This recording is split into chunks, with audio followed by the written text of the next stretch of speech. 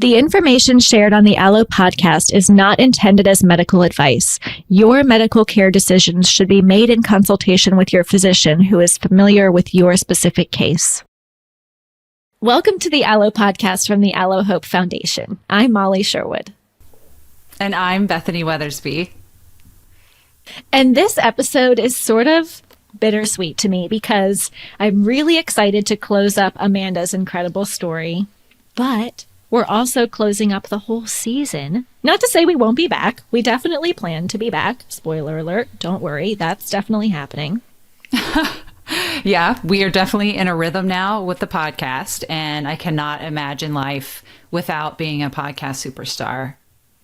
Yeah, it's like once you get a taste of that fame, it's just really hard to, you got to keep going. You know? I know. It's hard to be we're this definitely famous. We're so famous, we have to talk about how famous we are. Yeah, that's a sign of knowing you're famous. Is yeah, if you have exactly. to convince people you're famous. But at least in our little niche, people are coming to know this podcast, which is really, really cool. Mm-hmm. And also my kids actually low-key think I'm famous because if I ever I'm listening to an episode to edit it through my car or something, they're like, Mom is on the radio. So they think I'm famous since I come through the radio. I'm going to go ahead and let them think that, you know? Yeah, Give some respect. I mean, that's way better than my kids. I mean, they still literally look like they're melting into the ground if I ever make them listen to me on the podcast. And your kids' reaction is like what I dream of, where they're like, oh my gosh, I have to go tell my friend that my mom has a podcast. Or whatever. But no, they're like horrified. Okay, but your kids' reaction took me back to my childhood where my parents were missionaries. We lived in Africa and we would go out on a regular basis to the like rural villages. And my dad and my mom learned the local language, which was Shona. So my dad would preach in Shona. And then I remember sitting there in the front row and being like, oh my gosh, this is so cool.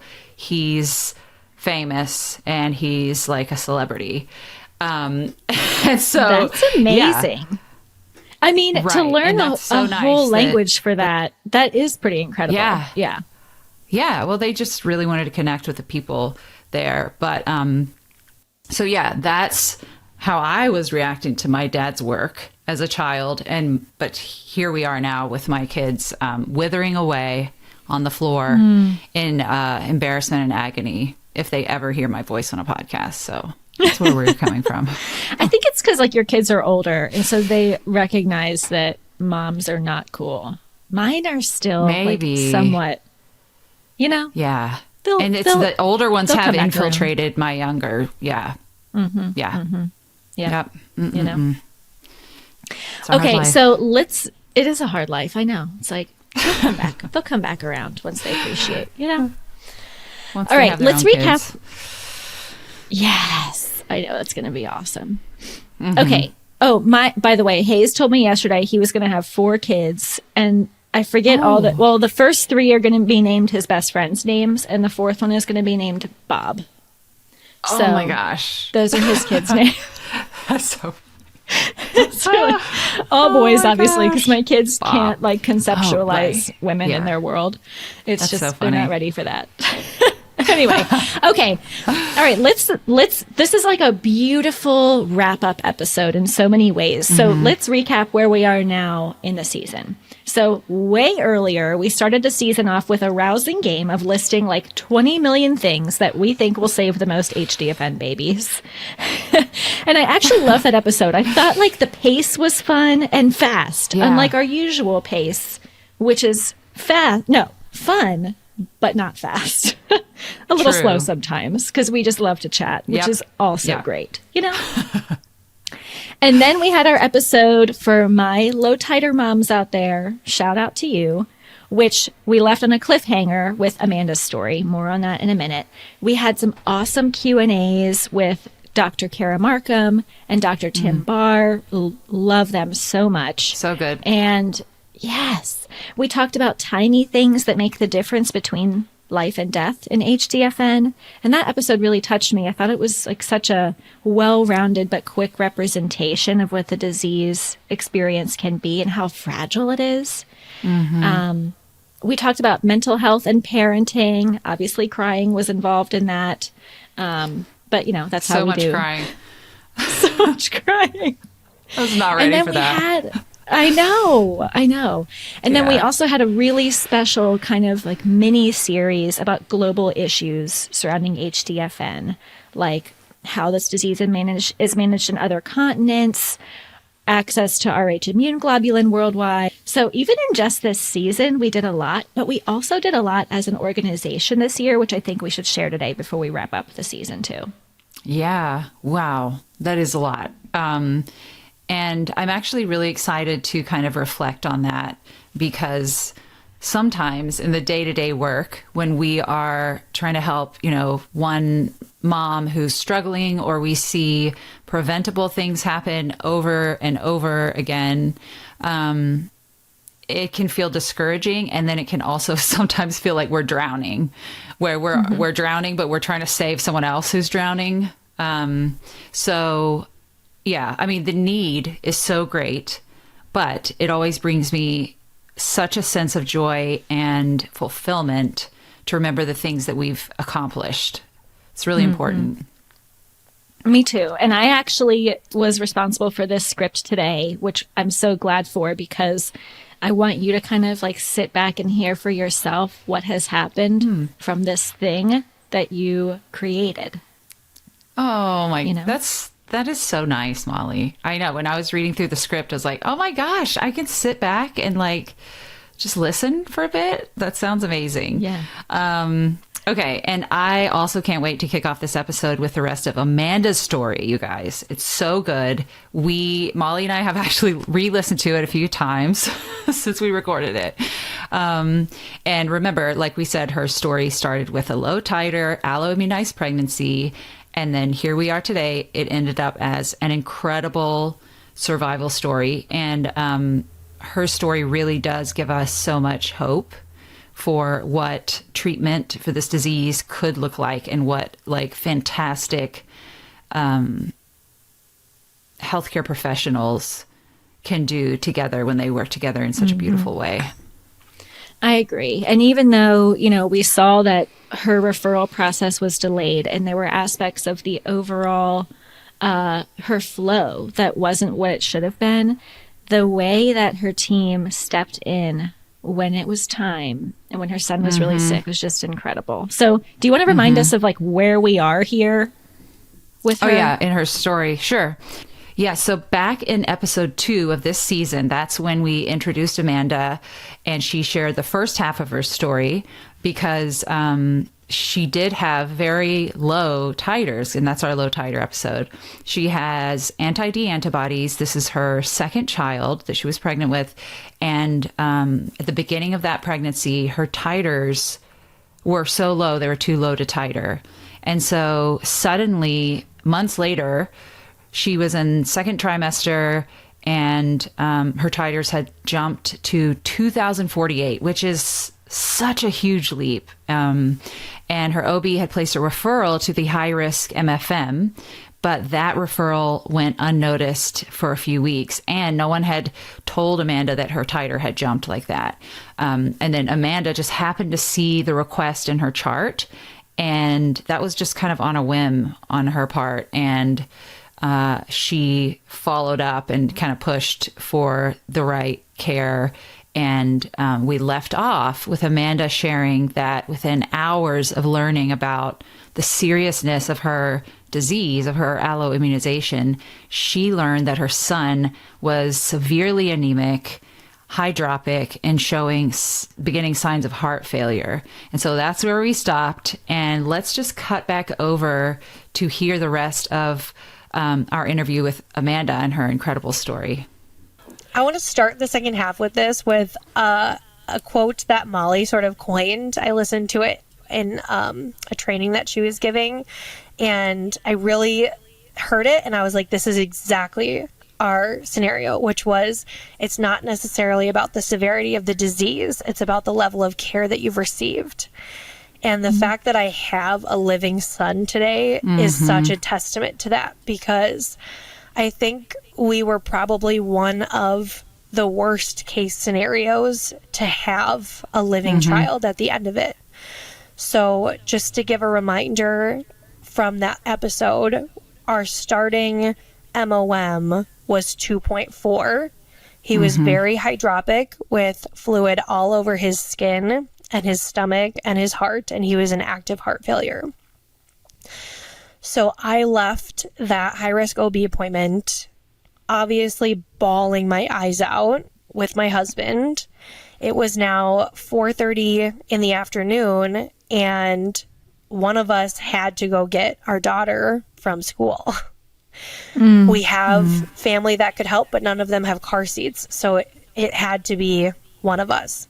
And so he drove to go pick her up, and then I had to drive to that next appointment by myself, which I just turned on worship music and blasted it and kept the windows open and just cried the whole way there. I had no idea what was going to happen. I had no idea who this doctor was or what they could possibly do about this. I just knew that the doctor I just saw said that he could help me and sent me there. So as I was driving there, I actually received a phone call from that clinic, which is the Midwest Fetal Care Center in Minneapolis. She called me and said that she was my fetal care coordinator, and she told me exactly where to park, because I had to park in a ramp. She said, go down this road, park in this ramp. I'm going to meet you outside. Oh my goodness. Wow. And That's what I'm talking about. Care coordination. Seriously. Yes. So incredible. Incredible. So incredible. And so I get there, I park where she tells me to park, and she's outside waiting for me. Again, she touches me. Right when she sees me, she touches my arm. And I just, again, I'm like, okay, this is like so real. And so the first thing that we do is she walks me into another building because I needed to get lab work done. They wanted to check my titers again, just to make sure like something wonky hadn't happened, because everyone was still really baffled at how you can go too low to titer to 2048 in 4 weeks with no event, no bleed. And so we wanted to do that. And then I didn't know this at the time, but they were already planning an IUT for the next day. So I had to get type-in screened for that. So we went and did the lab work really quick. And then she brought me back. The clinic was closed because at this point, I think it was like 4:30 or 5 p.m. And so it was just her and then an ultrasound check. And then I met Dr. Snowise, my own personal Iron Man hero. Oh my goodness. Because he looks like Tony Stark. Anyone who doesn't know that. He does. I So I call him can Iron attest. Yes. And so we got into the ultrasound room. The ultrasound tech, she's looking for the same thing. She's doing MCA scans, again, checking that MOM, that PCV or whatever. And by the way, if you watch any of my YouTube videos, all of the terminology in the first half of the videos is very wrong. Do not take that as medical advice at all. It took me a while to learn all of that. I love your own disclaimers. Can I tell you yourself. one quick detail? Yeah. You just said PCV, I think. Wrong. No. Is it P? Oh, I'm dyslexic. PSV. PSV. Okay. Well, then I doubted myself when I said it immediately. Oh my It's gosh. just so many letters. There's so many letters. things. So many things. Okay. It took a while to learn that all. Yeah. So anyways, she's checking the thing. She's checking the high drops, making sure that they're seeing the same thing that the other clinic was seeing. And then after she didn't scan too long, maybe 20 minutes, then Dr. Snowise came in, introduced himself, and he scanned as well. So he sort of did the same scans that she was doing and checked himself to make sure that, he was seeing everything correctly. And then both of them did a really good job walking me through exactly what they were doing. So Nice. that was really nice. Then I was able to start understanding what the ultrasounds were. Yeah. And that was helpful because for me, the more information, the more I felt like, I had some control, I guess. I don't know if that's what the information did for me, but so then after we're finished scanning, then I went into like a consultation room, and the consultation room is literally, I sent Molly a picture of it. It's a couch with a Kleenex box on it. And again, I'm like, man, this is just a place where they do not deliver good news. Like, I don't know what's happening. Like, I still don't know what they can do about it. And so then Dr. I hate Snow, those rooms, by the way. Seriously. I've been in been several. there. Sure. Seriously. And then Dr. Snowise did probably really similar to when I was listening to your podcast episode, Bethany, with with what Dr. Moise did, is he, took a piece of paper out. He started sort of drawing everything out and really educating me on exactly what was happening, what my body was doing, what was, how it was affecting my baby, every part of that. And then he told me that he explained the high drops, what high drops were, and, all of that. And then told me that we can reverse this. He's like, we can do something called an intrauterine blood transfusion. We give a blood transfusion to the baby through the cord. And he's like drawing pictures for me. And he's like, we can reverse the high drops. But then he kept sort of going back and forth. He wanted to make sure that I was also aware of the chance that he was not going to make it. Because he said, I'm very successful at this with every single IUT we've done, which is hundreds. He's like, I've only lost 3 babies, but 2 of them were hydropic. So he just wanted to like level set with me. Like, he didn't want to send me home thinking like, la-di-da, everything's going to be fine. Like, he wanted to make sure that I knew that like, if at any point the baby didn't tolerate the IUT, he was not going to make it. And so then the other really hard conversation we had to have that evening was that he said, technically at 23 weeks, the baby's viable, which means you can decide if he's not handling it to do an emergency C-section. But he said, however, he's incredibly sick. I don't think he is viable just due to the condition he's in. And I think that if we did a C-section, it would put you in more harm and wouldn't do anything. It wouldn't save him anyways. And so he was like, but it's entirely your decision. And I was like, so if I don't do the C-section and he doesn't handle it, then what happens? And he's like, well, you just let him pass, and then you would be induced to give birth to a stillborn. And so my immediate thought was like, of course, do the C-section. Like, immediately, that's what you think. Like, do whatever it takes. And then after really thinking about it more that night, I was like, obviously I have a daughter at home. If he really believes that the C-section would do nothing but harm me, like, then I have to recover from a C-section, still not have a living baby, and struggle to take care of my daughter. So I made the decision the next morning when we scheduled the IUT to not do the emergency C-section if it didn't go well. So I had to really spend that night knowing that, like, if the next morning didn't go well, like, I would lose him.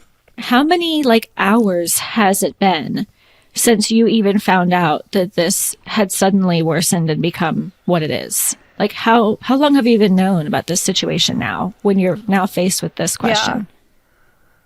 Yeah. So I think my high risk appointment was at 2 p.m. And so now it's probably 6 p.m. So it's been like 4 hours. And we go from everything's fine, you're just going to go to this level 2 ultrasound, to like, your baby is dying in active heart failure. And if we don't do an IUT tomorrow morning, and if he doesn't handle it well, he's going to die. So the next morning we checked in for our first IUT. So now we're at a Friday. It's Friday morning. We are getting ready. I'm super nervous. It takes them like 3 tries to get the IV in, which I swear to you, IVs are more painful than the actual procedure. Like, I need the pain meds for the IV. Oh my gosh. I'm having flashbacks. Like blood everywhere, blood on the floor, on the 100%. hospital gown, just for the IV. Yeah. 100%. So my husband was with me for this one, which was awesome. And it was nice to just have him there as my support person. And so it was at the same place. So the Midwest Fetal Care Center where Dr. Snowise is attached to a place called the Mother Baby Center, which is where the OR is. So everything's kind of in the same place, which is really convenient. And so got ready. They were monitoring everything, had the, the non-stress test going, all of that. And then went in for the first IUT. It was long. He has a habit of, by he, I mean my baby, he had a habit of laying on top of the cord and snuggling it. So he was always in like the worst possible position. And due to the high drops, an IPT was entirely off the table. You cannot do an IPT with fluid around the skin. And so... And can you tell us what that is really quick? So that's where they can get the needle into the belly and put a deposit of blood that gets absorbed over time. And so if there's fluid there, then that would actually be worse for the baby. That doing that alone could kill them from that. So the only option is to get into the cord. And again, we're at 23 weeks, 5 days. And so he's very small and it's tough to get into a cord that small. And that is like that's my Roman Empire, is thinking about the fact that I was just like sent to one of the only doctors that could do this early of a true IUT. Like, in the world, like that continues to blow my mind and I can't get over that. Sorry. Oh. If I can just be honest, this is very hard. This is very hard for me to hear. I'm trying to hold it together, but yeah, it's hard. It's just very similar to Lucy with a very different outcome. So after Lucy died, and I was pregnant with Nora, my rainbow baby, I went to Houston, Texas, and was treated by Dr. Ken Moise. And so at the time, he was training Dr. Snowise, who looked like oh my gosh, soap opera star. Guys, he might listen to this, okay? Okay, fine. Just saying. I mean, if it's fine. Everybody knows. Everybody knows already. So he actually trained on Nora, my daughter, doing IUTs under the guidance of Dr. Moise. So Nora had 5 IUTs and Dr. Snowise did 3 of those, with Dr. Moise standing right there, making sure it's going well. And he was so kind, and he would I had my 4-year-old son Asher with me, and he would pull Asher in a wagon on the way to the IUT. I even have a photo of it. He was just so kind and so very well spoken and very efficient and really good at doing IUTs. And so that's a sweet something special that our kids share. Yeah, seriously. Yeah. And I remember when you posted on the Facebook group about your situation, and we didn't know where you were being treated, but we just were talking amongst ourselves, and we were sure that you were going to lose him. And then we saw you say who you're being treated by, and it changed everything.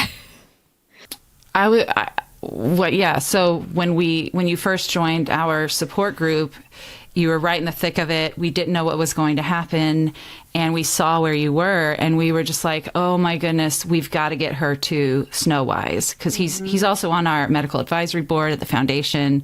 It's a very normal thing for us to connect patients to him, and he's just so trusted. And really, Amanda, I've told you this before, but he is best in the world. I mean, up there with the world experts. And that's just who you were referred to. I And know. then, and the way he like cared for you, even before the first IUT, you know, educating you and like walking you through it, and that really delicate balance of like, I have to tell her that her baby might die, but also I'm really good at this, and I think I can reverse this. And that's like a very delicate balance. And it just sounds like he really cared for you and your whole family. Yeah. Really well. He really, really did an amazing job. He's so special to me. And we'll talk about this in a minute, but my next, couple steps was my first IUT was a Friday. I had an ultrasound on a Saturday. My next IUT was on a Sunday. My next ultrasound was on a Monday.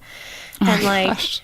The fact that this whole team, like the ultrasound techs, everyone was there, like this, I will never get over this. Like this entire group of complete and total strangers. Right. That cared enough about a total stranger's baby to just work the whole weekend, do whatever it took. Like it did not matter like what day it was for them. It was like they didn't know me. You know what I mean? Like they could have easily been like, well, we'll check again on Monday. Mm-hmm. But like no one was having that. Like Snowise was not about to have that. Like he was going to do everything in his possible power to save my baby, even though he didn't owe that to me. You know what I mean? Right. Like, I mean, now knowing the good care, like I hope that all doctors have that, but I'm incredibly grateful. You guys may have shared in the One Tiny Thing podcast. That was my one tiny thing. They were willing to work the weekend. Like, I don't know that he would have made it. Oh my goodness. And so many aren't. So many are delayed until the weekday, but yeah, that's amazing. And I know that feeling of like the most immense gratitude for your child's life, like, to this other person. And there's just really no way to express it. Yeah, truly. 100%. That's like, I feel like to be in the worst case scenario, we were like the best possible case to be in that scenario because we have so much support and we were, within an hour of such an incredible doctor. And my heart just really goes out for the women that aren't sent to that doctor and don't know. And B, maybe they are sent to the right doctor, but they have to fly there. It's a 5-hour drive, or it's just, that would add so much to it that I did not have to deal with, that I am incredibly grateful for. It's an interesting part of my story because I've dealt with a decent amount of, the only way I can explain it is like survivor's guilt. Because while we were in our survival story, I was listening to all of the episodes of the first 2 seasons and learning that so many of these amazing moms lost a child before they learned how to have a living child. Yeah. And we were just like sent to the right place. And like, I don't know how to process why, other than just live in like this heavy gratitude. I mean, that's a big weight to I carry. think it's a beautiful gift.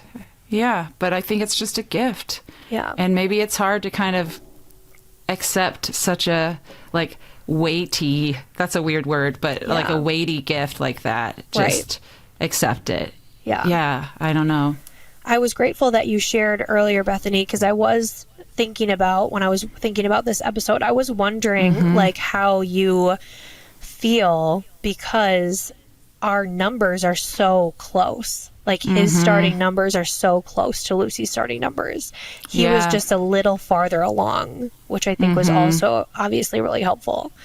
But I mean, it's just a totally different team of doctors, and it's just that's who I was sent to, and and then we never got that care of like someone really experienced taking over and just coming alongside us, you know, and it was like a fight all the way. Yeah. Fight, just to get that MCA scan. But it was a very similar situation where she was showing signs of high drops. Her MOM was 2.5. And then they had to, do all those steps. Oh, quick, let's do an IUT the next day. And it's hard. I mean, it's especially we share the same faith, and I think this is just something common that Allo moms deal with is, I was also blasting praise music and I also had people pray over Lucy and tell me,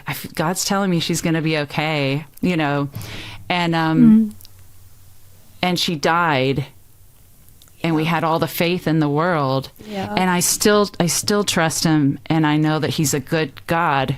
And he gives beautiful gifts. And, Lucy's life has obviously impacted so many people and been just 1,000-fold. And, we wouldn't be here today without her. Yeah. That's true, Bethany. I know, but still, it's hard. Yeah. That's why I was just thinking, we're here because my daughter died. Sorry, I'm not making this about me. I'm sorry, but I think it's good to show, just show what this is like for lost moms. We're a decade out, and I have beautiful living children, and I'm so grateful. But yeah. It never goes away. Yeah. And it makes your story that much sweeter to me. Yeah.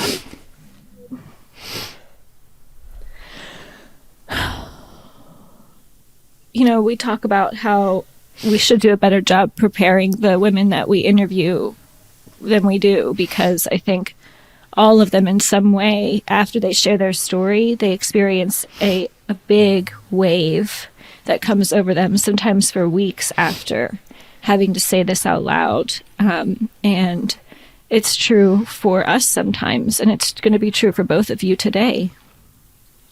Yeah.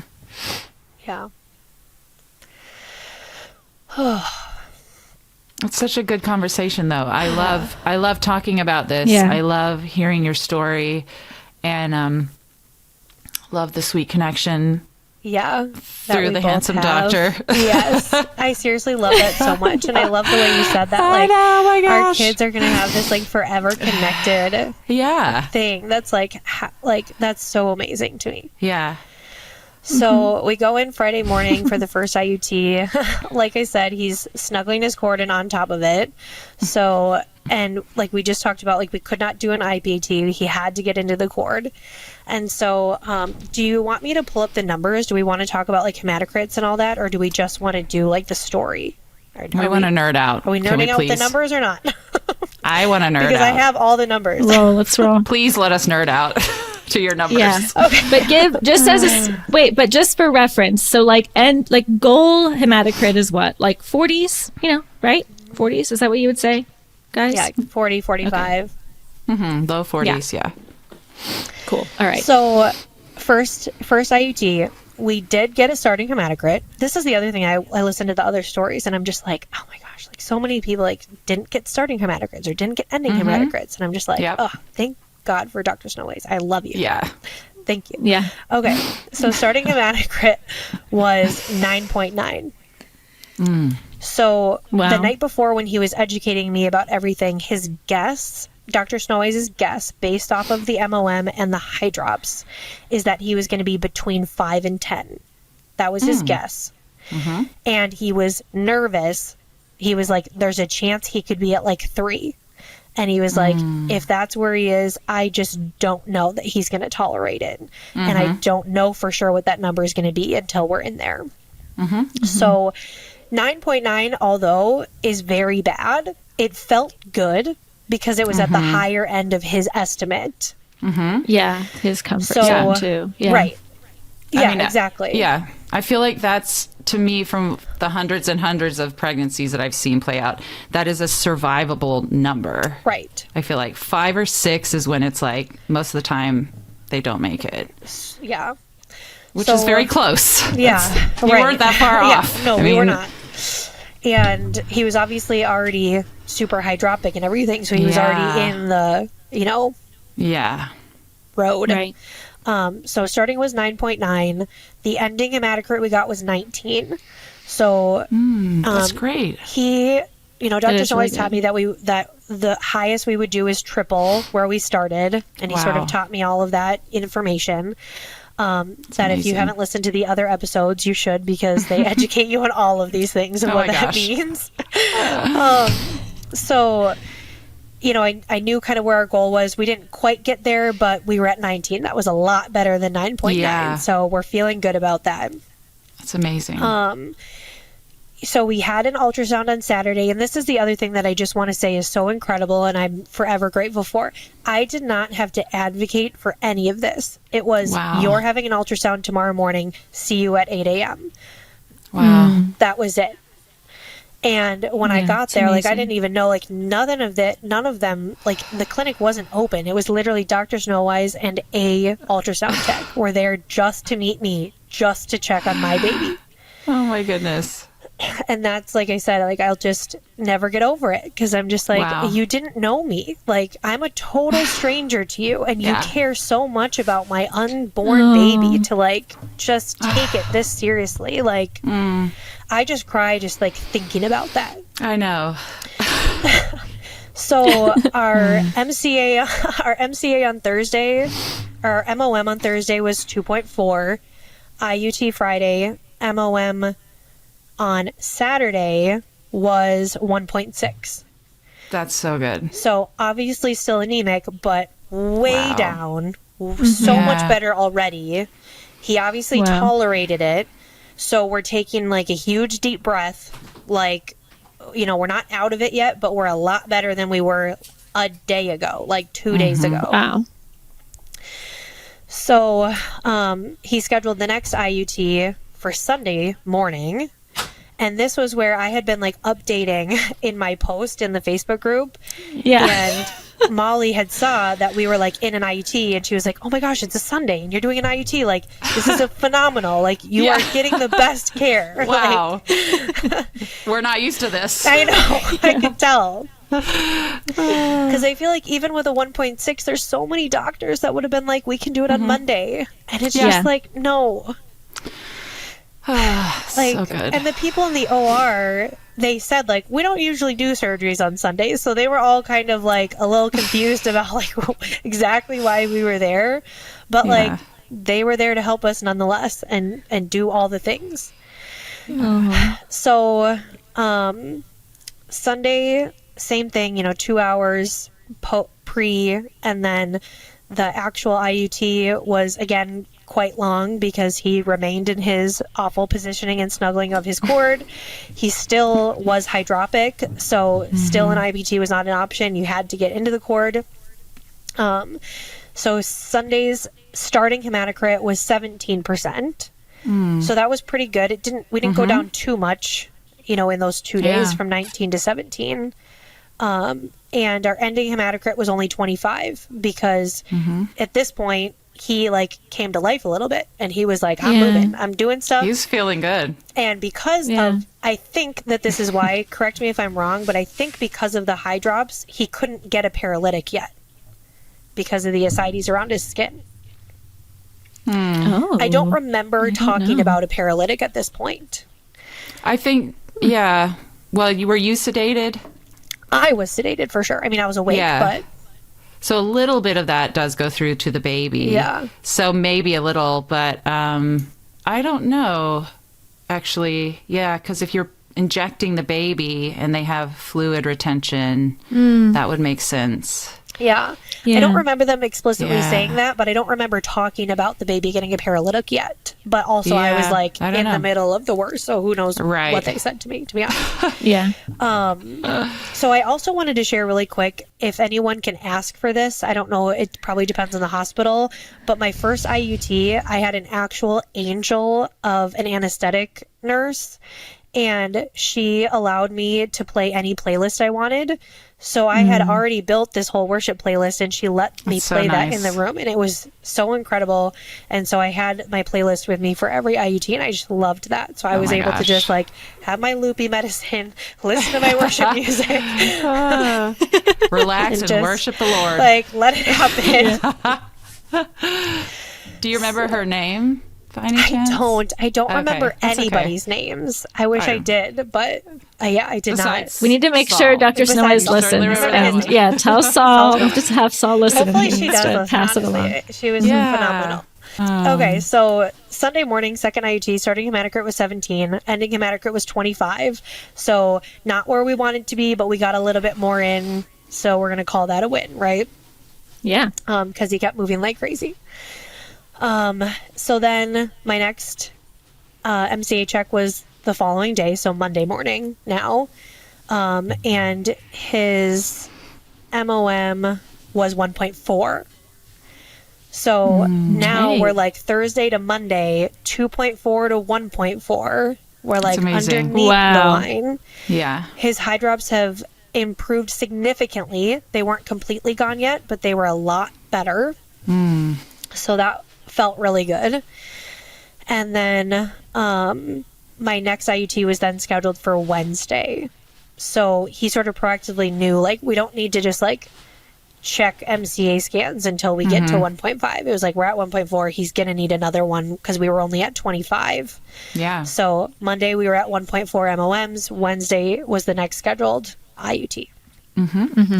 So starting hematocrit for the third IUT was 15. So he significantly went down from 25 to 15 in just a couple of days. He really sucked that up. So, yeah.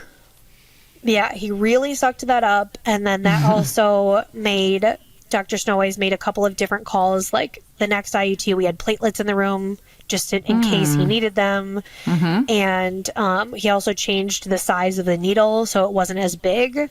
So that hopefully he wouldn't lose as much when the needle comes out of the cord. So he made some changes sort of based on these numbers. That's good. Which was really good. And our ending hematocrit that Wednesday was 38.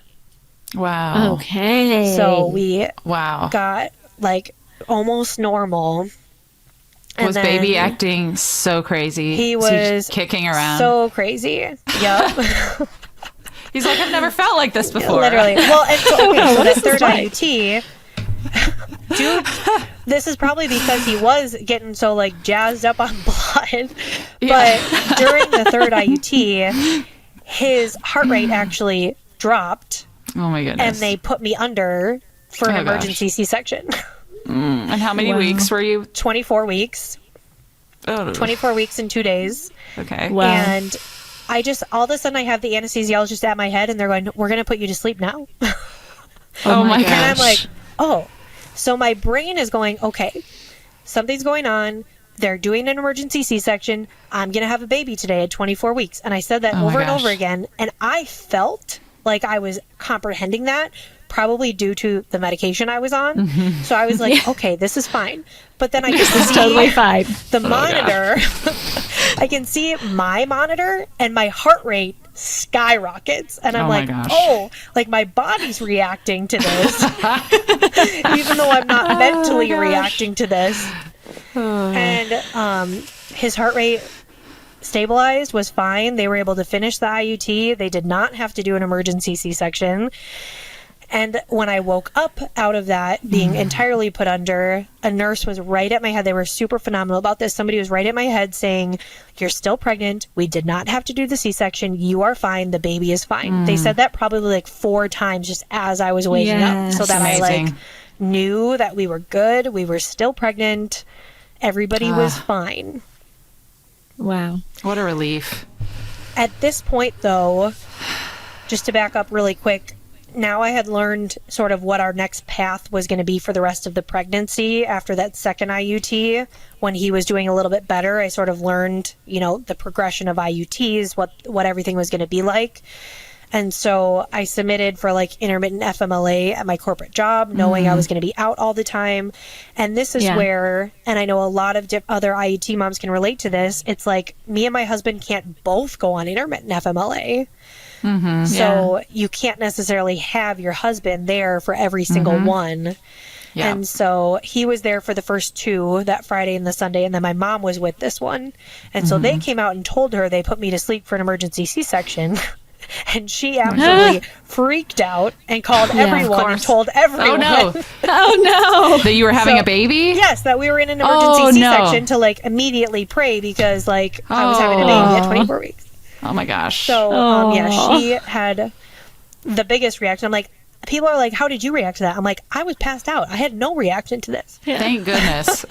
Oh my gosh. Yeah. Oh, your poor mom. I know. So then they came out like 20 minutes later and were like, just kidding. He's fine. He stabilized. We're good. It's fine.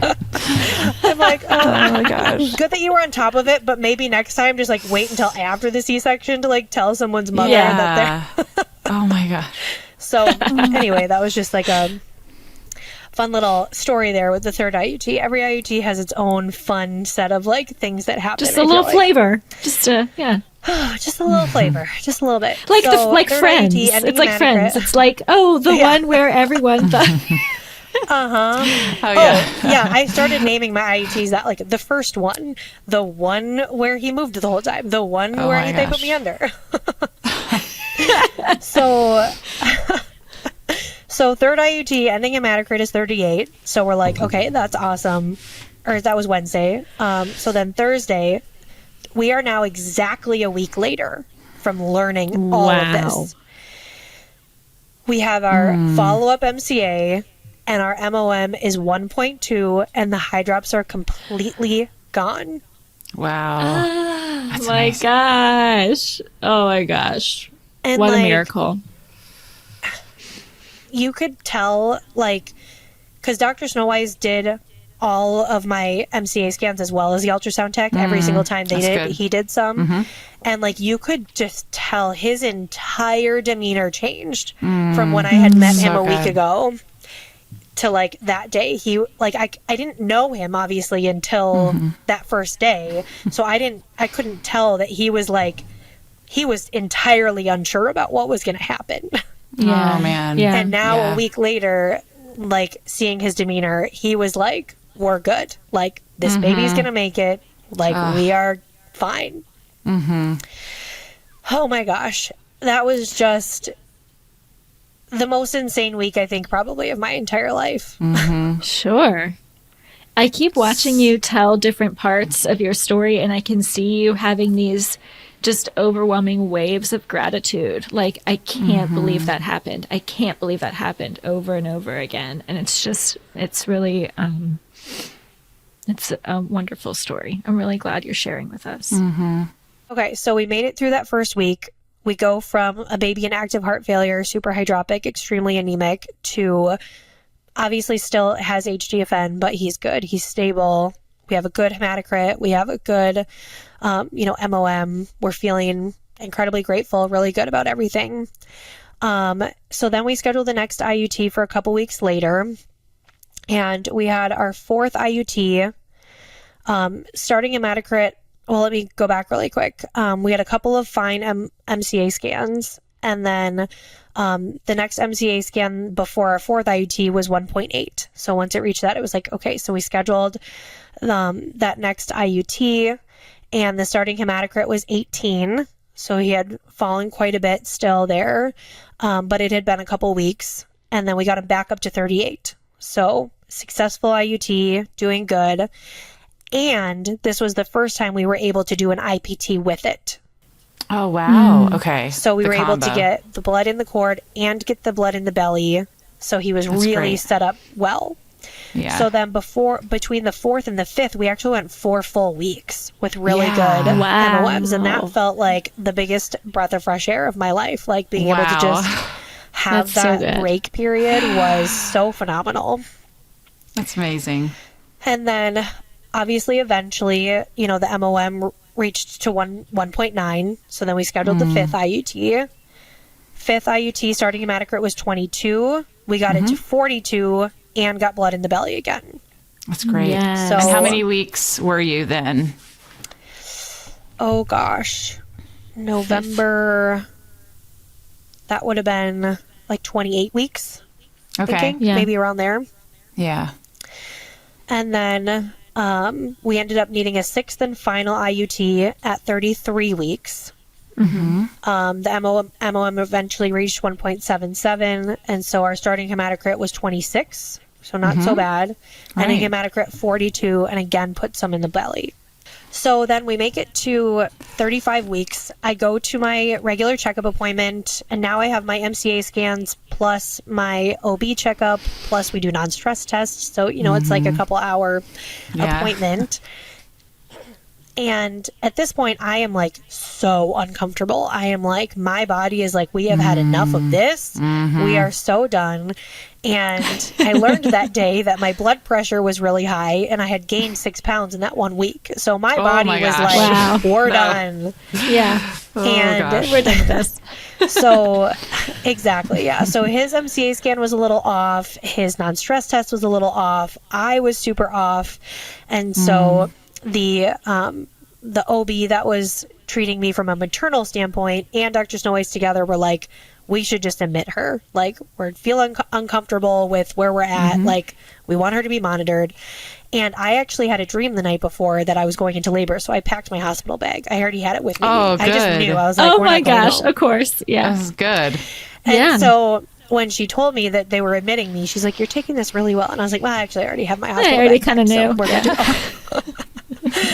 So check me in. I stay there. We're exactly 35 weeks. It's a Monday. And stay there for 2 days. My blood pressure was being fine. Non-stress tests were still kind of off, but not awful by any means. And then we were going to do another MCA scan Wednesday morning. Still, things were weird. I had more amniotic fluid, which was just off. And so, but Dr. Snowise was really uncomfortable doing it at 35 weeks. He wanted to get it to 37 weeks specifically because of the Billy issues.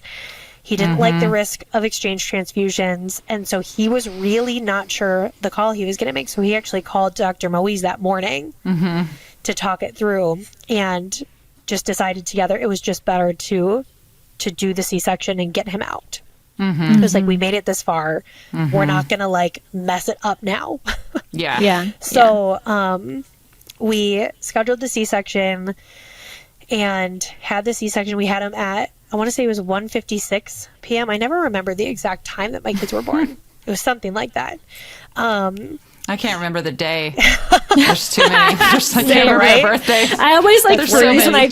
when we check in at the doctor's office and they're like date of birth. I'm like, What was it? It's I need a minute, terrible. please. Yeah. Wait a second. Oh my gosh. So this was December 6th, 2023 at roughly almost 2 p.m. He was born via C-section. They got him out and, immediately took him knowing that they were probably immediately going to put him under Billy lights. The team in there was like, knew what to do. They were on top of things. And my husband went with him. They had an adjoining room that he went in to like check things really quick with him. And then they brought him back to me and I was able to like hold his little face. Like you guys have seen that picture of me like holding him. I love it. His little face. I did. One of the things that I've had to grieve is neither of my kids did I have that like baby on the chest moment. Yeah. And that is really hard for me to like not have that with either kid. But like that's just something that I've had to personally grieve, that my story is just different. And obviously they were doing what they needed to do for the baby. So pretty much right after that, he was taken right off to the level 4 NICU and immediately starting the Billy blanket, the 3 Billy lights, starting all the blood checks, everything. And one thing that I really liked that they did is right after I was in like the immediate C-section recovery room where you wait for like an hour or two just to make sure nothing crazy happens with you. You're still next to the OR. They actually wheeled me on my hospital bed into the NICU so I could see him before they brought me to my recovery room, which I was really appreciated. Still couldn't hold him, but I got to see him. Yeah. That's, you know, when you just have your baby, it's like so unnatural to be separated from them. It so is. just like, just being in the same room feels like the best when you can't be with them. And so, you know, we went on to have 5.5 weeks in the NICU. It was definitely the hardest thing I've ever had to do in my entire life.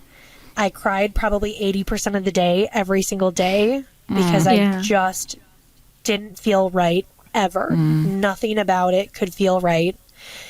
I wanted to stay there. I stayed in his room the first night after I was discharged from having a C-section. I think I stayed in there 2 nights.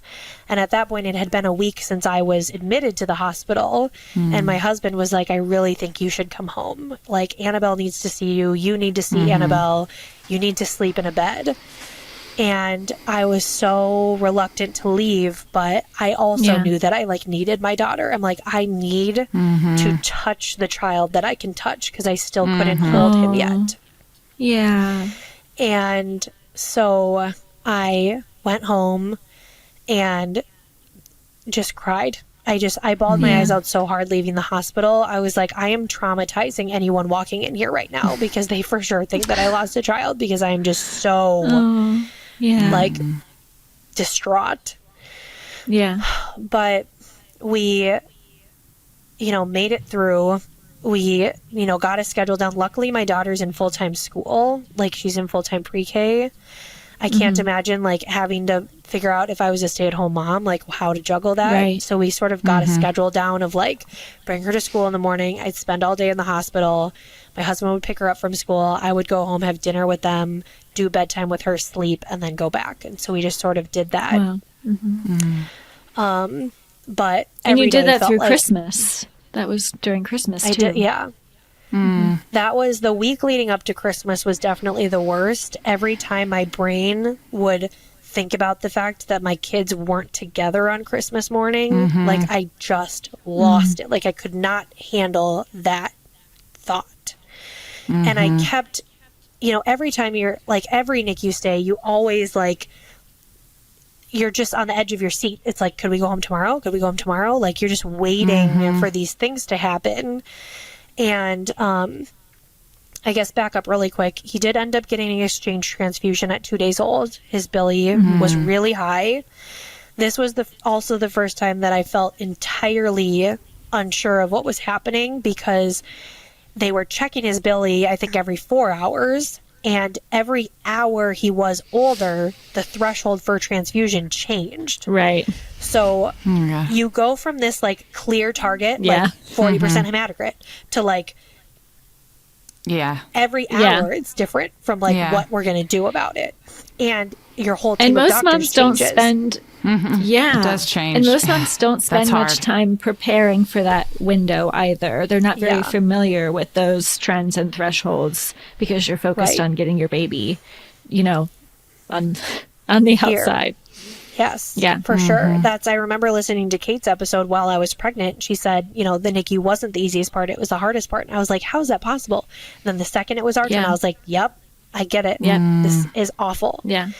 And so we had the exchange transfusion. It took 3 nurses. They did it manually. They didn't have a machine for that. So there's literally one pulling out the blood and one pushing in the blood. I mean, it is so crazy to watch them do that. And and then the Billy didn't go away right away. Like, I guess I didn't know what to expect. It was still high. It was just down a little bit. And so that was weird because I was used to like after an IUT, you go from like them being anemic to them not being anemic. And so it was weird to go through that, not having that like sort of immediate satisfaction, like, and now he's fine. But eventually then the numbers did come down. I was able to hold him when he was 5 days old, which felt like the greatest thing in the entire world. It's the best. When they are finally on your chest, you're just like, okay, everything is going to be fine. So good. And then he was able to move after his Billy finally regulated. He was able to move to the level 1 NICU that was at the same hospital because he was fine. He just needed to work on breathing and he needed to work on eating, mostly just due to his prematurity. So that's why we were there for so long. So then we sort of got our schedule down, but every day was the worst day. I'm not even gonna like sugarcoat that. It was just awful every day. And we did move to a smaller hospital closer by his last week, and that felt a lot better. Felt a lot more manageable. I could be there for more hours. I could go in the middle of the night if I wanted to, and that just felt so much better to me. Yeah. And then we were only there for a week, and then he was able to go home, and that will probably forever be the greatest day of my entire life. Like, I was so glad that no matter what happened at this point, like, we were going to do it together. We did not have to be separated. Did you share his name yet? I don't think I did. Let's say it and tell us how he's doing right now. Yeah. Yes. So his full name is Leonard David Saul LeMay. We call him Lenny or Leo. Oh my gosh. And his first name, Leonard, means the strength of a lion. His first middle name, David, is my dad's name, and it means deeply loved by God. And then Saul is Dr. Snowise's first name. And I wanted to add that as a name because motherhood can get so hard. And I never wanted to forget that he almost wasn't here. Like, I just wanted to keep that forever. And I was so grateful for everything that Dr. Snowise had done. And then I looked up the meaning of Saul, and Saul means prayed for. Oh, Wow. that's amazing. And so I just love his name so much. He is doing so phenomenal. He had 2 post-birth regular transfusions, one his last week in the NICU and then one 4 weeks after that. And then it was just a slow waiting game, waiting for his body to do its thing and make its own blood, which felt like forever, but in reality, like, wasn't actually that long. But it does feel like it just goes on and on and on. Like, I'm so tired of this. And when you have to just check like every week and you're just like waiting and you just see it go down, you're just like, oh my gosh. But he finally did it all on his own. It started getting higher, and it was like, that was another great day. It was like, oh my gosh, it went up all by itself. And he's actually, what a perfect day. He is 5 months old today.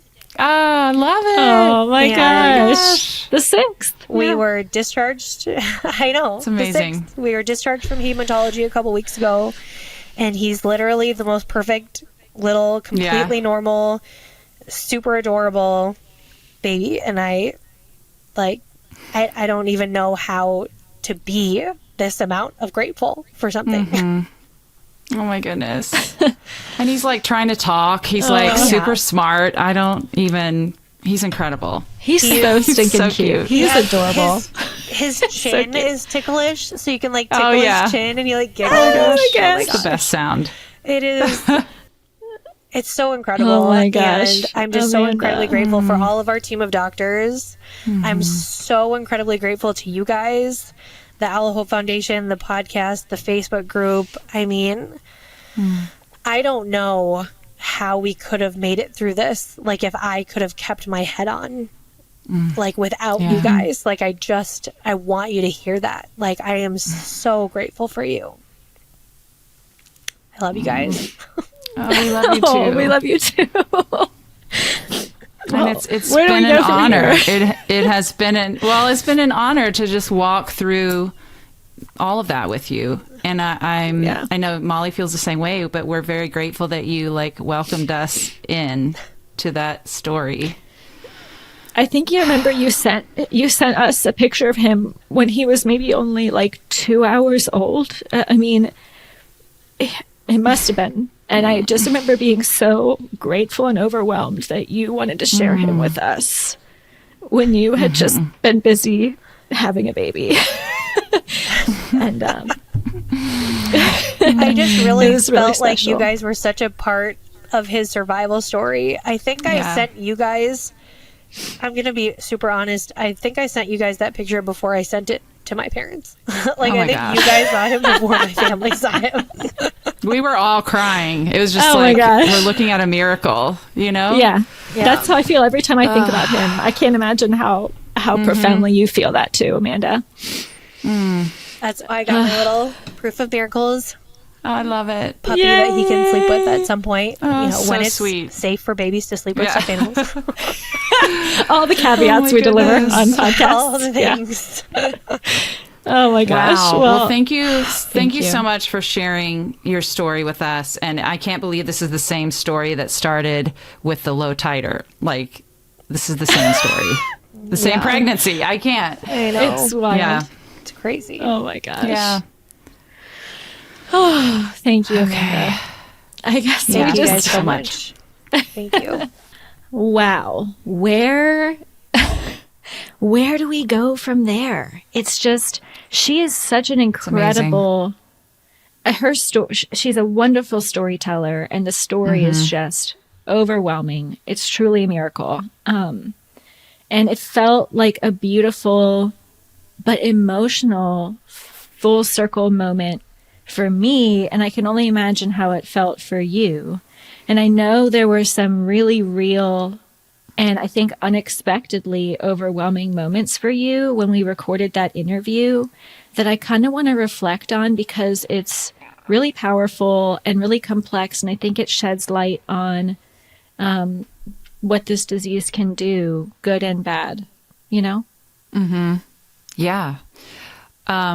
Yeah, that was a very interesting experience for me, very unexpected. None of her details about her story were a surprise to me, or I mean, both of us, because we kind of walked it with her. And she had already told us all of those details pretty much. So that wasn't a shock or anything, but, I guess I was, well, first of all, our stories are very much intertwined, her story and mine, and very similar in a lot of ways. And so I did go into that recording just really excited to hear Amanda share her whole story from beginning to end, because like we said earlier, it's such a beautiful example of resilience and hope and strength. And it's so encouraging because it shows us how powerful the medical community really is when they work together with each other and with patients in that way, in the way that they did. And so I was really excited to hear her story.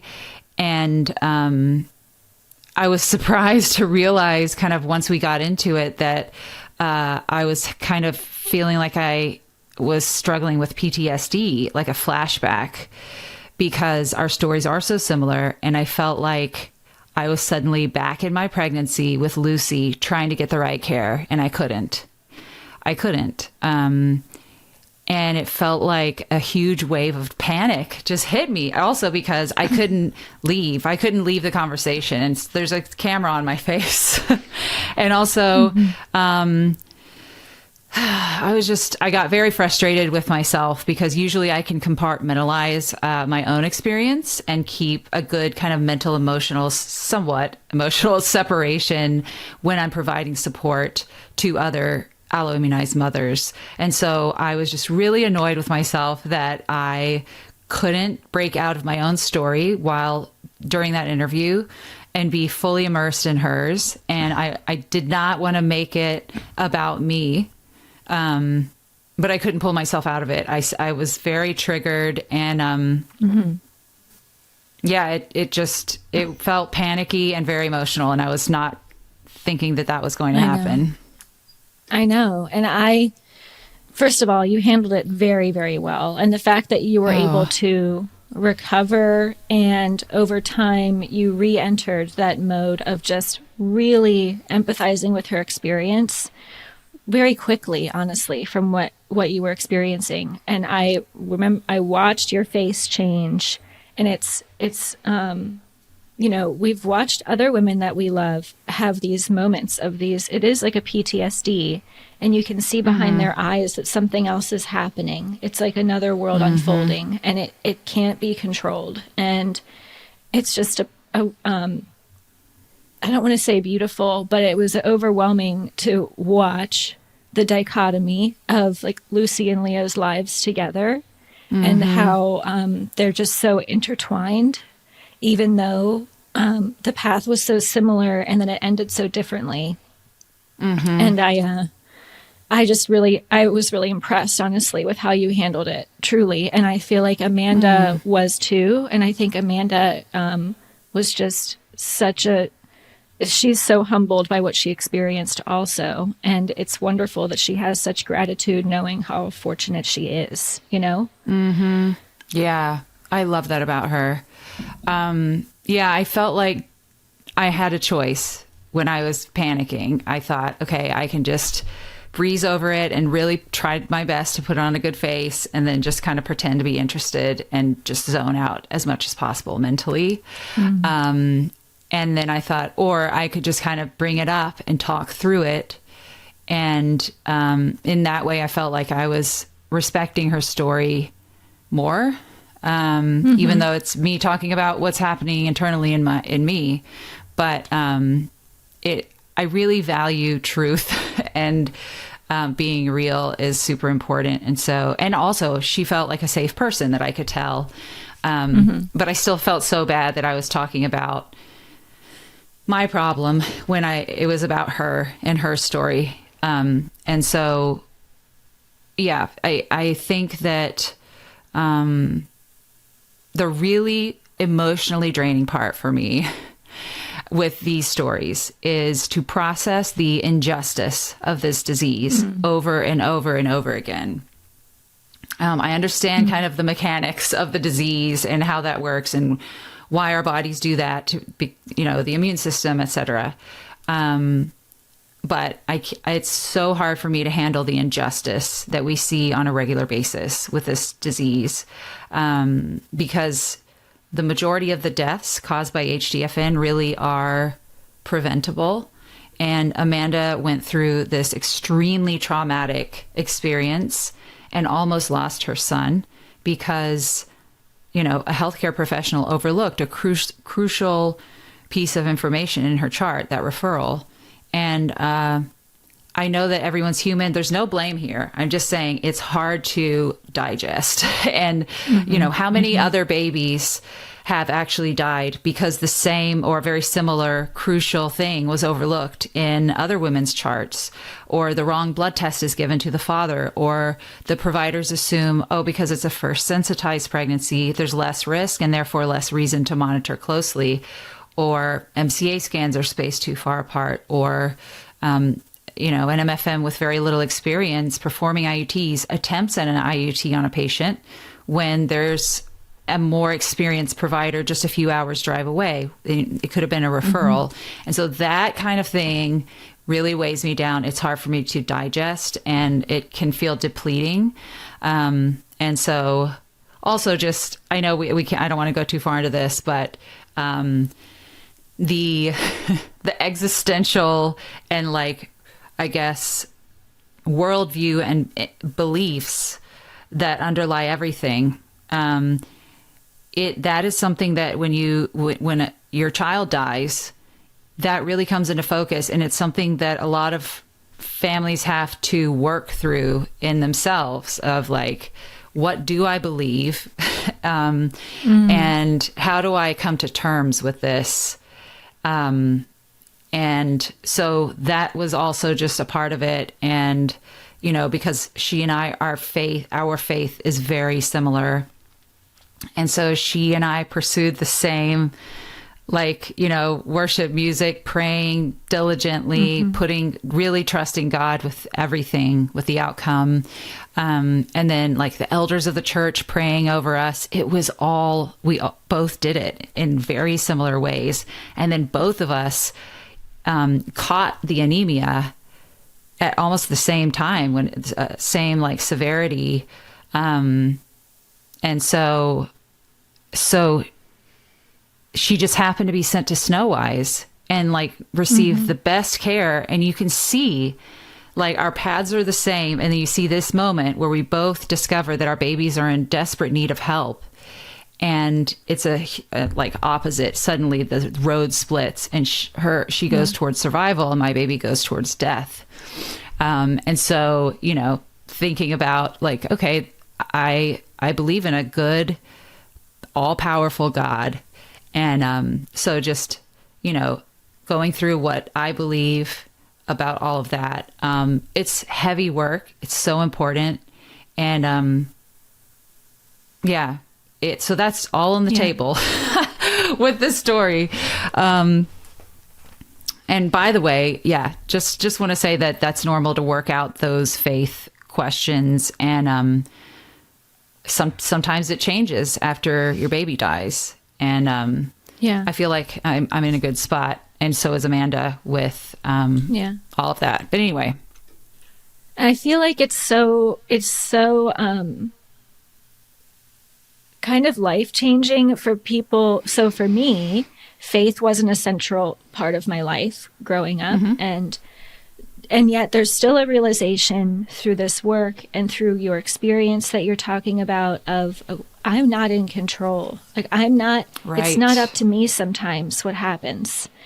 And accepting that and watching that unfold in your own life, but in other people's lives too, is so crushing sometimes.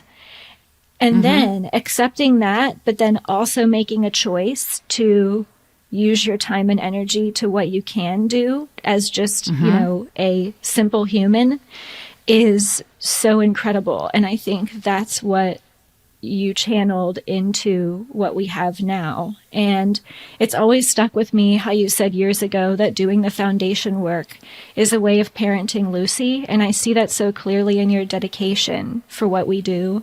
And, AHF has been around for 5 years now. And something that I think keeps our momentum going is that you have always had a very, very clear vision for us. Yeah, it's true. And I feel like it's such a great way to carry on Lucy's legacy and all of the babies who have died from HDFN, is to do our best to prevent any other baby from being harmed by HDFN. And so that's basically our mission. Our mission is very simple, but also incredibly challenging at the same time. The mission is to prevent harm, stillbirth, or infant death caused by maternal allo immunization. I can never say it. I can't. It's really unfortunate, Why? right? Because it's like we gotta say it all the time. Like, could it have been a different name? Just come on. And my mouth is like, I'm not going to comply when you're really in the zone and you're trying to like just say a sentence and it goes off track. Okay. Anyway, to prevent harm, stillbirth, or infant death caused by allo immunization and HDFN. And so everything we do has to have that at the very core. What are some things that you hoped the foundation would accomplish when you first started it 5 years ago? Yeah, well, like I just said, the main accomplishment I was really hoping for was to save lives. And after my own experience losing a child to HDFN and going through these high-risk pregnancies, I really wanted to make sure that other families did not have to face this disease without support and knowledge and hope. And of course, easy access to the right care, reliable information, and a supportive community. Oh, so important. So I just really wanted to get like good educational resources where anyone can find them and have them. And then that supportive community for the mothers going through this. And then also I was hoping to support and provide resources for the healthcare providers. Cause I feel like, I don't know. I don't know how it feels to be a healthcare provider, but I deeply empathize with their side of things. I think that it would be incredibly difficult to deal with such a rare disease, a complex disease, a disease that people don't really talk about much and that they don't treat very often. And so just kind of giving them what they need so that they can provide the best care to their allo-immunized and HDFN patients. And then a really big a big goal was to somehow help the patients and providers in underserved regions, which felt like this impossible thing. It just felt like this is just a pipe dream. It's not going to happen. But I still wanted to try. And then, of course, always more research. I realized so much more research needs to be done on this disease. We've got to get better treatments. I don't know how to do it, but that's a goal. It's pretty, I mean, these are underway though. Like these things are happening. I know. It's crazy. It's happening. What kind of stuff do you feel like we haven't tapped into yet, that we haven't gotten started on, that you still want to do? Well, I feel like we've gotten started on almost everything. That's true. We have. Which is, man, that's pretty awesome, right? To just say it that way. Be like, no, actually, we did start all the things, right? Yeah, I feel like we've right. had a pretty good balance of like at least pursuing all of these different goals and initiatives. But I really want to do more work in developing countries, and eventually would love, and I know you share this dream too, Molly, to be able to tell any Allo immunized patient anywhere in the world where she can go to find adequate care and support for her Allo. Oh my gosh, I can't. It's not working. Allo immunized pregnancy. And RhoGAM or Rh immunoglobulin for every woman who needs it. And of course, so much more research. Well, I love those plans. I think that sounds great. And I totally agree. Like, I want anytime a woman is diagnosed with this disease and tells us where she lives, anywhere in the world, I want us to say, here's your path. Here's where you can go to get good care. He's so great. And so that's a big long-term goal. But I hope we can do it. And it's a good time. I think we're going to do it. I think so too. It's also a good time in the HDFN world. It's just that the inequities are still problematic. And so there's good innovation happening. But I want that to one day be available to everyone. And, you know, good. Yeah. So listen to the good stuff that's been going on. I feel like HDFN is being talked about more for lots of reasons. First of all, us. We're awesome. And we're doing stuff. Oh my gosh. Which we are part of what is changing, right? Like people, you're like, yeah, sure, whatever. You're so annoying. So no. We're speaking more. Like people know the name of the foundation. Sometimes they recognize our names at conferences. Like that's happening. And that is bringing more attention to HDFN. But also, like, there's a drug in development to potentially treat this disease just with a once-weekly IV infusion. The nipocalimab phase 2 study is complete with encouraging results. Those are published, and they're enrolling now for phase 3. We can link to those published results. Yeah, that's huge. Like, I think we've known about it. I've known about it for like 10 years almost.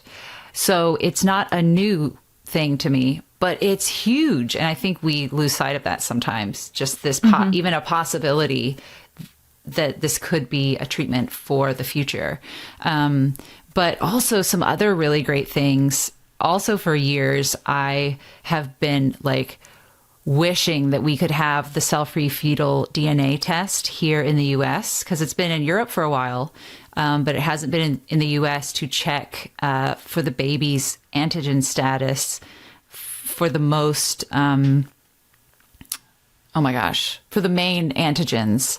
So it has been here in the US for D, but now there is a cell-free fetal DNA test here in the US to check the baby's antigen status for D, E, big C, little c, K, and FYA antigens. And that is so important when you are trying to determine the level of risk for this baby of HDFN. You can learn these things sooner, and then of course reducing the risks that come with the alternative way of checking for the baby. Oh my gosh, I can't. I'm sorry. Hard. Especially because I know I wrote this, so it's hard for you to to flow. Yeah, but out. it's good. It's great. Yeah. Okay. And that's so important when you're trying to figure out the baby's level of risk. of HDFN.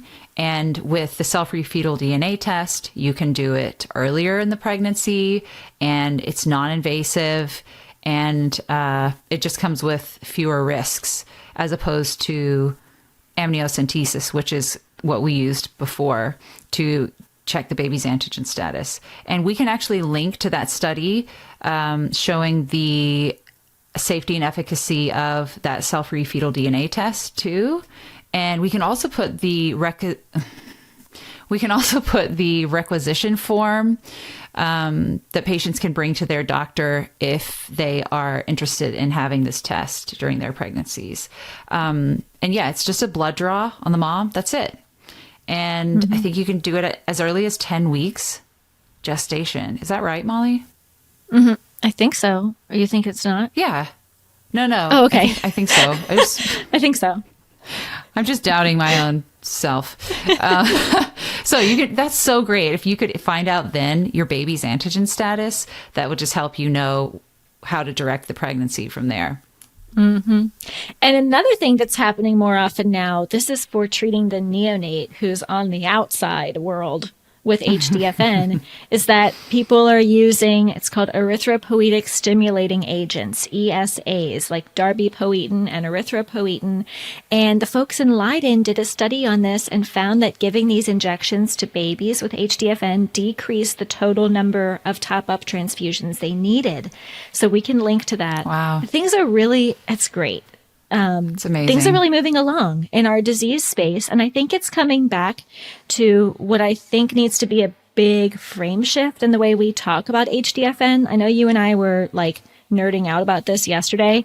And it is that I just said this at AABB last week in a talk. And it is that we should be expecting survival in an HDFN child. Yes. The expectation needs to be that this baby can live. It doesn't mean that it's not hard. It doesn't mean that accessibility to the tools to ensure survival are available everywhere. We need to expect survival and also ensure the survival. So rather than fearing that this disease is a death sentence, we need to be taking a proactive stance and realizing, hey, if I offer and receive the best care, then we should be having a living baby at the end of the day. And every mother in the world deserves that, and every care provider who is caring for this disease should be adopting this mentality when they manage it. Mm-hmm. Yeah. It's making me think of the age-old saying, "Kel kills," that a lot of physicians learn in med school. And it doesn't have to. It does not have to. I understand the sentiment of... Anyway, I understand the sentiment of like just realizing how severe Kel can be, but it doesn't have to kill. That's the thing. There's a treatment. There's treatment. It's temporary. And with the right care, most babies should survive. And I will say, as a lost mom, that is hard. Mm-hmm. That concept is hard to grapple with and come to terms with, that my baby probably could have lived with the right care. And every baby, wherever you are in the world, deserves that care, and every mother deserves that care too. I don't have... I feel like no thoughtful response can possibly, I don't know how to respond other than just to appreciate it.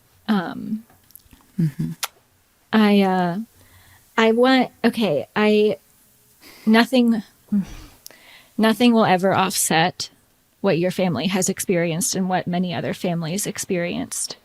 But I appreciate so much that you have channeled your grief into this thing that you've created. And so I want you to just listen to what your organization has done just this year. Okay. Listen to this. Well, first of all, we're speaking more and more, and clinicians are starting to recognize our names and faces. It's so incredible.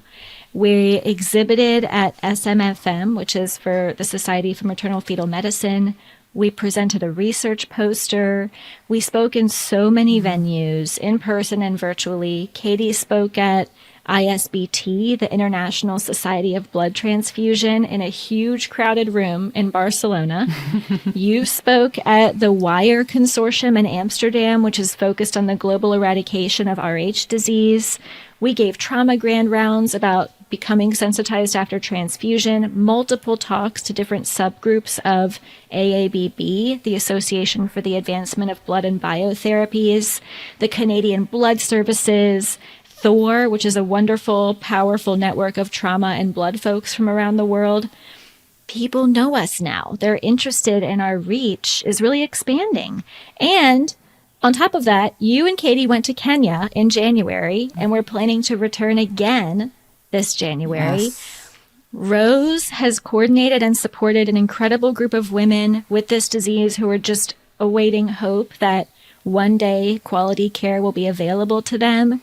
And that's a process we hope to set up during our next visit. She gets calls almost daily from doctors and hospitals who know of her now, asking her for advice, asking for help with accessing Rh immune globulin.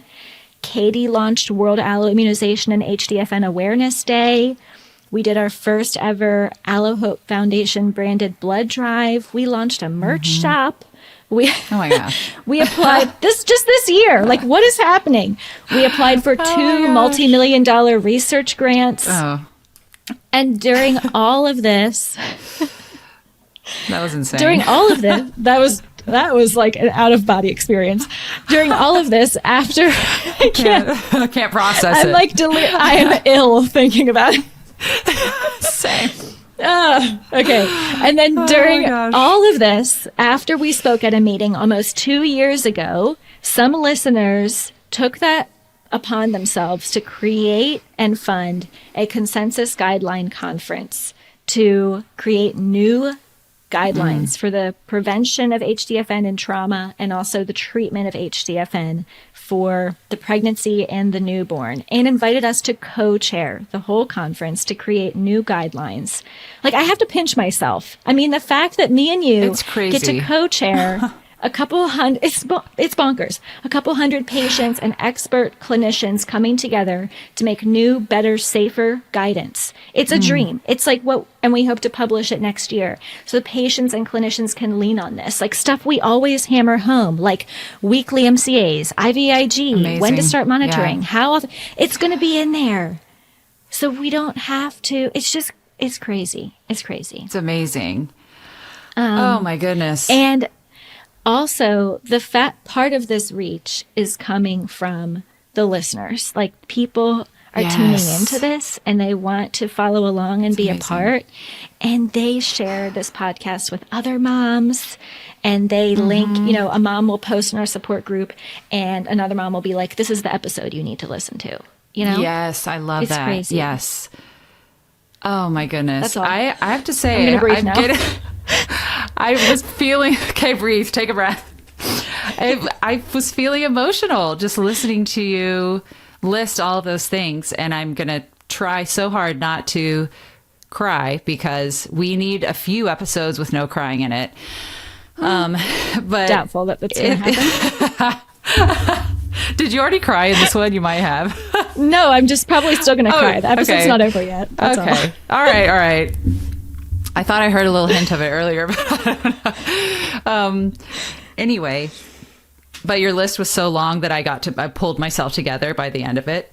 It is incredible to hear just these things listed off. And we know that's not even all the things that we've done this year. But I never, 5 years ago, never could have imagined that we would be here now and have done all of these things and have so much in the future to do. So many amazing people who have just come along on the journey with us and just joined us, supported us, believed in our dream for the future. And, oh no, the emotions are coming. I know, me too. I can't. I just appreciate all of those people so much because Me alone, I couldn't do any of this. I couldn't, which is why I saw the need for this organization for years before I actually took the leap to do it, because I really wanted someone else to do it, because I didn't feel like I had all of the things together perfectly to be the person to do this. And I haven't been, because so many people have come alongside me and joined me in this work and in this mission. And it's so meaningful to me as a mother and a patient advocate, and the leader of this organization. The doctors who have listened to us and believed in us, we're just patients, you know? Yeah. And yet they respect us so much and welcome us into their community, which is so kind and so meaningful and powerful. The industry leaders who have supported us and, again, treated us with respect, you know? And the community has been amazing. The family members and people who don't even have a connection to this condition, who have just seen the goodness in it and the need and come along with us on this journey. The patients, oh my gosh, I am inspired every day by other allo-immunized moms and dads. And the babies are like everything in life. I love the babies so much. Oh my gosh. Oh no. One of my favorite things is when like a mom just had her baby. I mean, had her baby. And they send us a picture of their like 20-minute-old baby. And they think to send that to us. It's amazing. Right. Yeah. And just it's like, incredible. To your point, the number of people who we tell them what's going on. And sometimes it just depends on the person or what's in their lives, what's happening. But the number of people who we tell about this and they say, what can I do? Tell me, what can I do? Yeah. And they do it. It's incredible. It's amazing. It's really amazing. And I just have to also mention, of course, that without God's prompting, personally, I never would have done this ever. He wouldn't leave me alone about it. And so and he's like been my greatest support. And he gives me the strength and the wisdom daily to do what I need to do for this foundation. And so I just want to acknowledge that and give him the glory. But also just want to say that when I first was diagnosed with this condition, I felt so alone. I was so isolated. And I felt like it wasn't very important to my medical providers. And even after Lucy died, I asked my MFM, what's it going to take to like improve care for these babies? And he said, it's not going to happen unless Bill Gates' daughter has red cell alloimmunization or someone as famous as him is affected by it. Otherwise, no one's going to care enough to do anything. And yet here we are. And so many people care. So many people care. And it's so beautiful to see all these people come together and to see what we can do together. So thank you to everyone who has worked with us towards this goal over the past 5 years. And I cannot wait to see what we do in the future, truly. Oh my gosh. Sorry, I cried. I don't even know. I know. I feel like real change is happening and there's a lot left to do. And it doesn't mean that this disease isn't scary or serious or that the work is done. I was thinking about something that I try to incorporate into my parenting, and I feel like it's really true here. You know, sometimes my kids are fearful or worried about something, and sometimes life is chaotic and there is fear and there's problems. And I feel like my job as their parent is to acknowledge their fear, but also tell them that it's my job to protect them and that I have a plan. And I sort of feel the same way about this community, except it's not one person. It's us. We have a plan. Right. And we do. We know this is scary, but also we're doing something. And it gives me peace and hope to be able to say that. So true. I love that. I love it. I'm just imagining how desperately I needed someone to tell me that when I was first diagnosed. Yeah. And I love that we can be that for others. And also, I just want to say that I meant to say this earlier, but none of this would be possible without you, Molly, and our inner circle, Katie and Rose and Crystal, and Monique. When I first started, never would have gotten this far without all of you. And you guys are like best friends, but also just the best, like, I don't know, like you're, sorry, I can't think of the word. Oh, you're the best, like, cheerleaders, and we are for each other, and kind of encouragers. And I just am so grateful for the way that you support me, and we support each other, and we allow each other to be who we are. And I think that is so important, being real and being able to do this work together in like true relationship with each other is so amazing and so wonderful. So thank you for being who you are. Well, you know, I love you very much. And that's all I can say. I love you too. I have one more thing that we're going to cry about. So soon after we recorded Amanda's episode, I think just the experience of us sharing all together really stuck with her. And she sent me another audio recording that I want to play right now. Oh my gosh. You haven't heard this. Oh my gosh. This episode of the Allo podcast is brought to you in honor and memory of Lucy Dare Weathersby. Sweet Lucy, you should have been an amazing survival story. You deserved to receive the proper life-saving medical care, and your mama should be able to physically hold you in her arms today. Your life and your light have brought hope to countless Allo moms around the globe. Because of you, thousands of HGFN babies are receiving the right care today. You are our hero. I speak for... Oh, no. Oh, no. Memory, saving medical care, and your mama should be able to physically hold you in her arms today. Your life and your light have brought hope to countless Allo moms around the globe. Because of you, thousands of HGFN babies are receiving the right care today. You are our hero. I speak for myself and many Allo moms around the world when I say, thank you, Lucy. That is so amazing. I feel like that's so healing to my soul to hear that. Thank you, Amanda. That's so amazing. Oh my gosh. Incredible. And just thank you. Wow. I don't even know what to say. That's amazing. It just feels like medicine to my heart.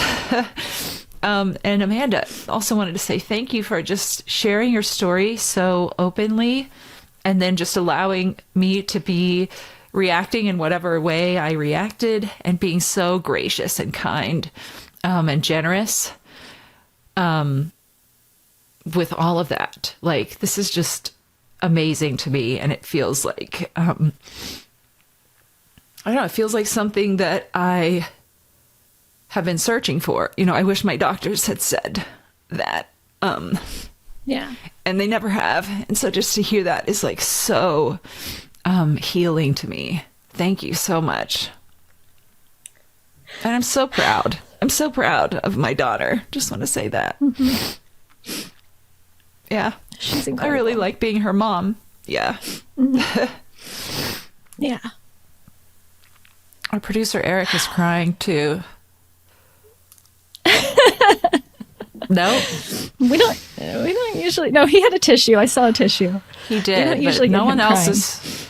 No one's face looks like mine. Now do you see? Look, do you see it's what I just- had up my sleeve when I said earlier? And you guys were like, "We're not going to cry this time," and I was like, Oh my gosh. just wait and see, guys." Yeah. You did seem very sure, which should have like terrified me. Well, probably not, because also I cry all the time. So you're probably like, "Oh, just That's true. I don't know. per usual." Oh my goodness. Oh that's my gosh. what a sweet gift. That's such a gift from Amanda. It's amazing. Yeah. Well, I think this is a great way to end this really special episode and this season. And and we'll be back, and we have more to do and more to talk about. So we'll just have to do that. Yes. Amazing. I can't wait. I can't wait for the next season. And thank you to our listeners for being here this whole time, coming along with us, and let's keep going. So, okay, I'll close this out. Whether you are a patient, provider, or otherwise affected by antibodies in pregnancy, we are here for you. We have great resources on our website at allohopefoundation.org. That's Allo spelled ALLO, hopefoundation.org. See you next season. Thanks for listening.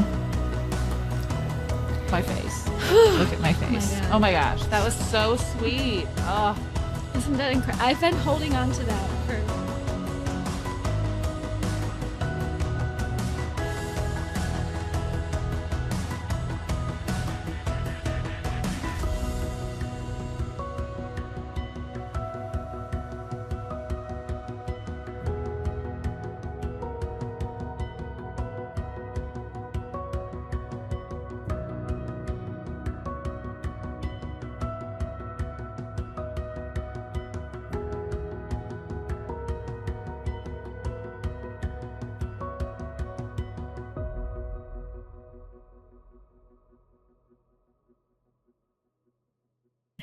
Hi, welcome to the Allo podcast.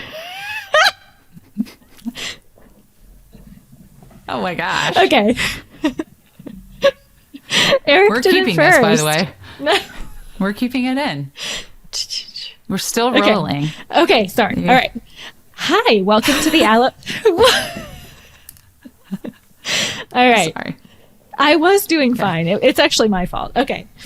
All right. Hi, welcome to the Allo podcast from the Allo Hope. What the?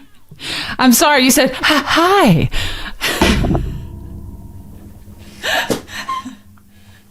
Oh my gosh, this is a rough start, man. Ooh. All right, Maybe we're I should gonna just be forget the adults, hi. professional All right, no hi. adults. Okay.